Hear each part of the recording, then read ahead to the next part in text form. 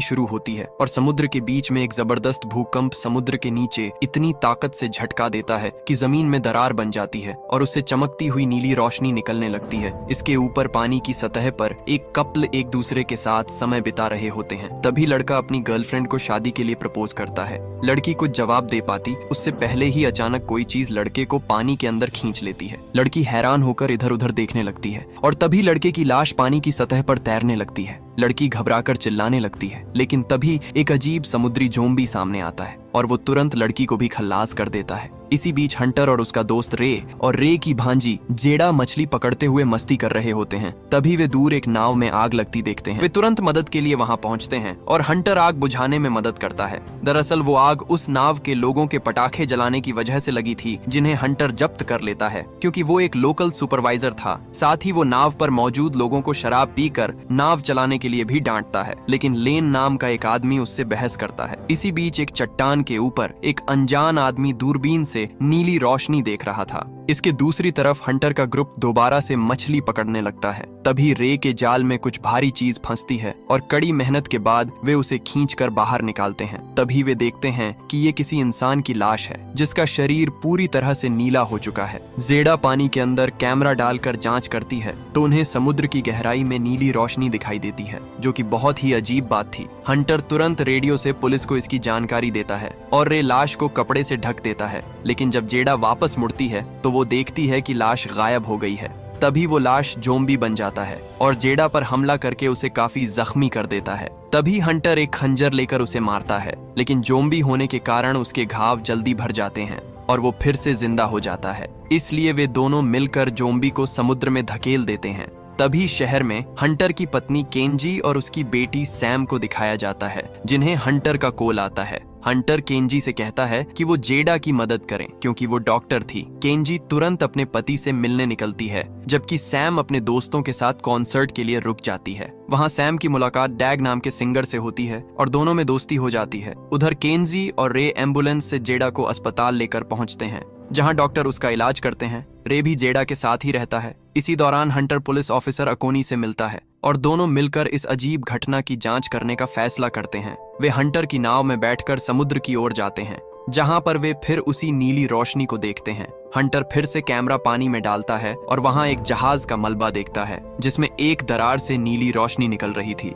जहाज पर उसका नाम या कोई पहचान का निशान नहीं था, जो और भी ज्यादा अजीब बात थी। वहीं पास ही एक अजीब क्रिएचर तैर रहा होता है। हंटर कहता है कि ये सब भी वैसे ही जोम्बी हो सकते हैं जैसा उनकी नाव पर आया था। फिर वो उसके साथ हुई घटना के बारे में बताता है, लेकिन अकोनी इसे मजाक समझकर हंसने लगता है। उसी समय पानी में जोम्बी का एक बड़ा झुंड दिखाई देता है जो तैरते हुए उनकी ओर बढ़ने लगता है। ये देखकर अकोनी को हंटर की बात पर यकीन हो जाता है। हंटर तुरंत केंजी को कॉल करके जेड़ा को सबसे अलग रखने के लिए कहता है और अपने साथी कलीग से मदद मांगकर कहता है कि इलाके के सभी लोगों को तुरंत सुरक्षित जगह पर ले जाओ। तभी बीच पर सुनामी का सायरन बजने लगता है और लोग हैरान होकर समुद्र की ओर देखते हैं, जहां पानी पीछे की ओर खिसक रहा था। हंटर और अकोनी लोगों को बचाने के लिए वापस जाना चाहते हैं, लेकिन वे अचानक देखते हैं कि उनके पीछे एक विशाल लहर आ रही है, जो कि कोई मामूली लहर नहीं थी, बल्कि वो समुद्री जोम्बी से भरी हुई थी। लोग सुनामी को आते देख घबरा जाते हैं। हंटर अपनी नाव को तेजी से भगाने की कोशिश करता है, लेकिन लहर उन्हें भी अपनी चपेट में ले लेती है। कुछ ही सेकंड में जोम्बी की सुनामी बीच पर पहुंच जाती है और पूरे इलाके को तहस नहस कर देती है, जिससे जोम्बी भी हर जगह बिखर गए थे। हंटर और अकोनी भी किसी तरह सुरक्षित किनारे पर पहुंच जाते हैं। अकोनी एक जोम्बी पर गन तानता है, लेकिन वो उस मामूली जोम्बी पर गोलियां बर्बाद नहीं करना चाहता। अस्पताल में केंजी रे को बताती है कि अधिकतर सभी डॉक्टर सुनामी के कारण बाहर भाग गए हैं, इसलिए जेड़ा का इलाज तुरंत नहीं हो पाएगा। इसका मतलब था कि रे और जेड़ा को कुछ समय के लिए क्वारंटाइन में रहना होगा। बीच पर कई लोग जीवित बचे थे और हंटर और अकोनी उन्हें खतरे के बारे में चेतावनी देने की कोशिश करते हैं, लेकिन तब तक बहुत देर हो चुकी थी। लहर के साथ आए जोम्बी अब उठने लगते हैं और समुद्र से और भी जोम्बी निकलकर हर उस इंसान पर हमला करने लगते हैं जो उनकी पहुंच में आ रहा था। ज्यादातर जीवित लोग जोम्बी में बदल जाते हैं, जिससे झुंड और बड़ा हो जाता है। अकोनी और हंटर अपनी बंदूक और चाकू का इस्तेमाल करके कुछ जोम्बी को मार देते हैं, लेकिन उनकी संख्या इतनी ज्यादा थी कि वे सभी को संभाल नहीं पाते। इस दौरान हंटर एक नाव देखता है और उसके इंजन का इस्तेमाल करके कई जोम्बी को एक साथ मार देता है, जिससे कुछ लोगों को भागने का मौका मिलता है। उधर सैम और उसके दोस्त एक बिल्डिंग से इस हमले को देख रहे थे।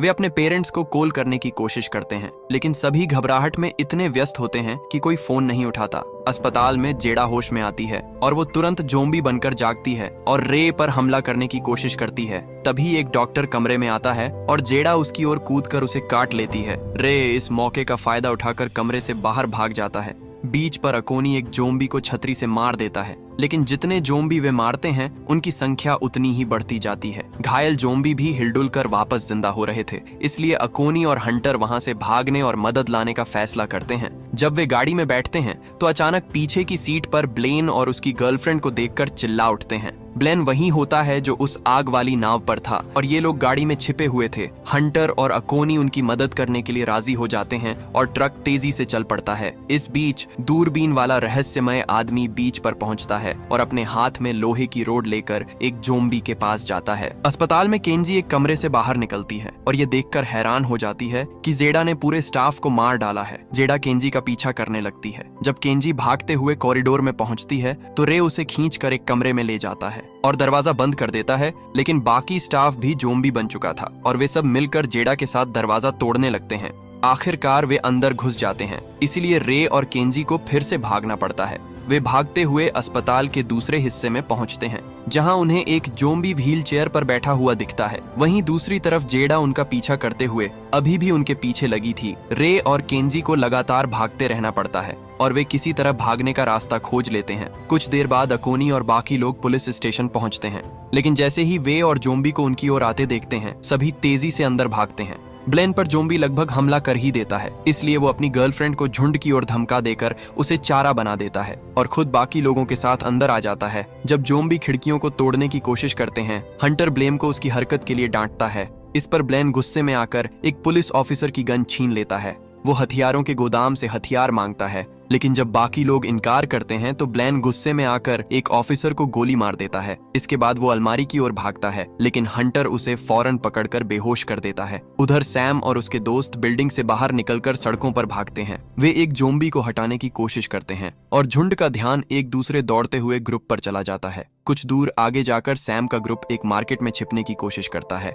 लेकिन वो जगह भी जोम्बी से भरी होती है। इस दौरान डैग गिर जाता है, जिससे उसके पैर में चोट आ जाती है, इसलिए सैम उसे सहारा देकर चलने में मदद करती है। उनके दूसरे दोस्त को तुरंत जोम्बी मार देते हैं, जिससे उनका ग्रुप अलग हो जाता है। सैम की दोस्त तानी कुछ जोम्बी को धक्का देकर बाहर की तरफ भाग जाती है, जबकि सैम और डैग पीछे की ओर भागते हैं। पुलिस स्टेशन में अकोनी रेडियो से मदद मांगने की कोशिश करता रहता है, लेकिन कोई जवाब नहीं आता। फिर वो एक तिजोरी से एक लिफाफा निकालता है जिस पर रेवॉक फार्मास्यूटिकल्स लिखा था, जिसे वो हंटर से छुपाकर नष्ट कर देता है। हंटर इस बीच समुद्री रजिस्टर में चेक करता है और उस जहाज का पता लगाता है जिसे उन्होंने समुद्र में देखा था। जहाज रेवॉक इंडस्ट्रीज के नाम पर रजिस्टर्ड होता है और उसकी स्थिति में साल्वे एंजन केड लिखा होता है। इसका मतलब है कि कंपनी ने उस जहाज के मलबे को छिपा दिया है। उसी समय जोम्बी खिड़कियां तोड़कर अंदर घुस जाते हैं। ये देखकर हंटर और अकोनी आमरी में जाते हैं ताकि हथियार ले सकें। हंटर को पुरानी चीजें ज्यादा पसंद थीं, इसलिए वो एक शानदार डबल ब्लेड वाली तलवार को उठा लेता है। बाहर निकलते समय हथकड़ियों में बंधा ब्लेन उनसे उसे भी ले जाने की विनती करता है, लेकिन वे उसे इग्नोर कर देते हैं।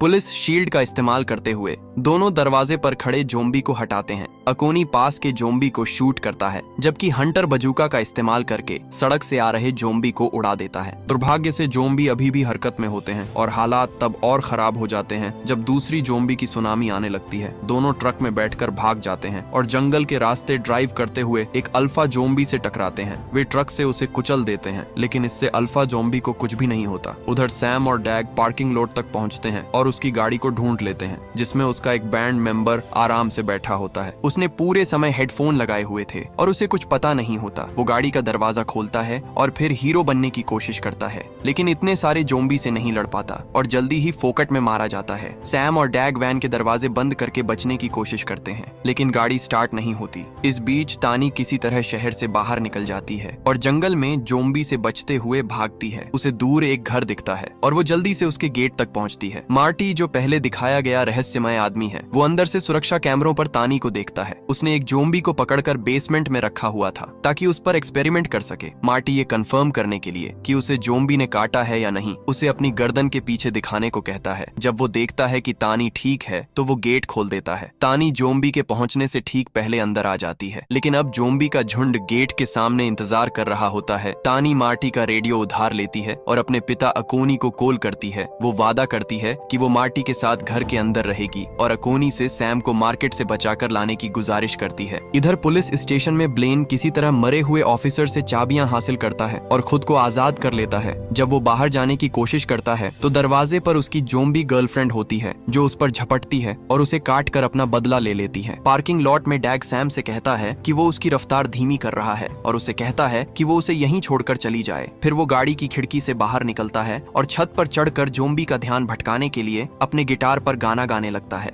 उसी समय अकोनी और हंटर वहां पहुंचते हैं और सैम उनकी ओर दौड़ती है। अकोनी उन जोम्बी को गोली मारता है जो सैम को पकड़ने की कोशिश कर रहे थे। सैम उनके साथ निकल जाती है जबकि जोम्बी डैग तक पहुंचते हैं और उसे मार देते हैं। इसके बाद वे अस्पताल की ओर जाते हैं और दरवाजा बंद कर देते हैं ताकि जोम्बी अंदर न आ सकें। केंजी किसी भी मैसेज का जवाब नहीं दे रही होती, इसलिए सैम एक गलियारे से दौड़ते हुए फोन लेने जाती है और फिर एक कमरे में छिप जाती है। वो फोन का इस्तेमाल स्पीकर के जरिए बात करने के लिए करती है और अपनी माँ से कहती है कि वे उन्हें दूसरी मंजिल पर ढूंढे। स्पीकर की आवाज सुनकर कई जोम्बी वहां पहुंच जाते हैं और हंटर और अकोनी उन्हें बंदूक और फायर एक्सटिंग्विशर से रोकने लगते हैं। सैम को ये एहसास नहीं होता कि फोन की डोर उसके पैर में फंसी हुई है और जल्दी ही जोम्बी उसे बाहर से खींचने लगते हैं। एक जोम्बी अपना सिर दरवाजे से टकराकर उसे तोड़ देता है, इसीलिए सैम को डबल ब्लेड तलवार से अपना बचाव करना पड़ता है। इसी बीच हंटर बिजली के पावर बॉक्स से 2 तार खींचता है और एक जोम्बी को बिजली का झटका देता है। ये झटका एक जोम्बी से दूसरे जोम्बी तक फैल जाता है और सभी को खत्म कर देता है। उसी समय केंजी और रे लिफ्ट में पहुंच जाते हैं। केंजी के रास्ते में एक जोम्बी आता है जिसे वो तुरंत मुक्का मारकर गिरा देती है और आखिरकार अपनी बेटी से मिल जाती है। अब वे सभी बाहर निकलने की कोशिश करते हैं।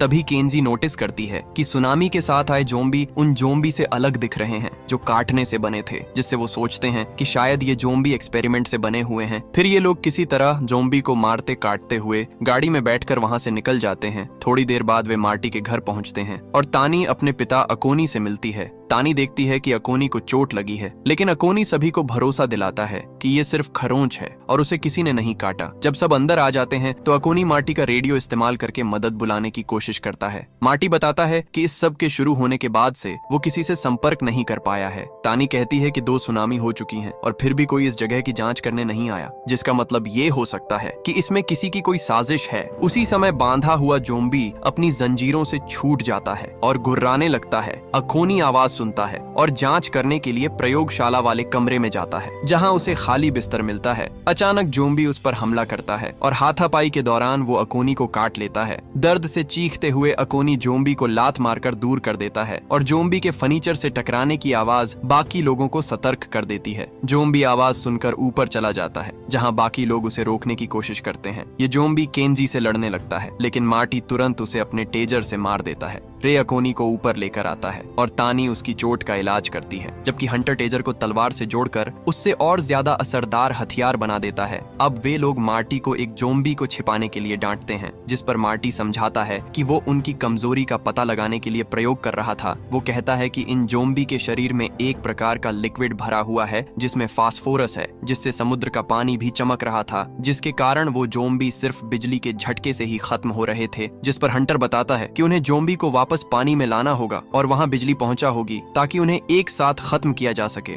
इसके साथ ही उन्हें मलबा भी उड़ाना होगा ताकि और जोम्बी न बने। मार्टी बताता है कि उसके पास ग्रेनेड्स और बहुत सारा बारूद है। जब वे हथियार पैक करने लगते हैं, हंटर बाहर रास्ता साफ करने जाता है, लेकिन टेजर काम नहीं करता। अचानक गेट खुल जाता है और केंजी मदद के लिए बाहर आ जाती है। वो वुड चिपर चालू करती है और फिर वो और हंटर जोम्बी से लड़ते हुए उन्हें एक एक करके चिपर में डाल देते हैं। उनकी टीम वर्क शानदार होती है और जल्दी ही सभी दुश्मनों का सफाया हो जाता है, जिससे ग्रुप वहां से निकल सकता है। रास्ते में केंजी हंटर से कहती है कि अगर उसे कुछ हो जाए तो वो सैम का ख्याल रखे। जल्दी ही अकोनी बीमार महसूस करने लगता है, इसलिए वे आराम के लिए एक गुफा में रुकते हैं। ये अजीब बात थी कि वो अभी तक जोम्बी में नहीं बदला। मार्टी समझाता है कि उसे सिर के पास नहीं काटा गया था, इसलिए वायरस को उसके दिमाग तक पहुंचने में समय लग रहा है। अपनी मौत को नजदीक आते हुए देखकर अकोनी अपना सच बताने का फैसला करता है। 30 साल पहले एक फार्मास्यूटिकल कंपनी इस बीच पर एक जवान करने वाली दवाई का परीक्षण करने आई थी, वो भी सरकार से बचने के लिए। एक जहाज पर उन्होंने इस रहस्य को बनाए रखने के लिए हर किसी को रिश्वत दी, जिसमें स्थानीय नेता भी शामिल थे।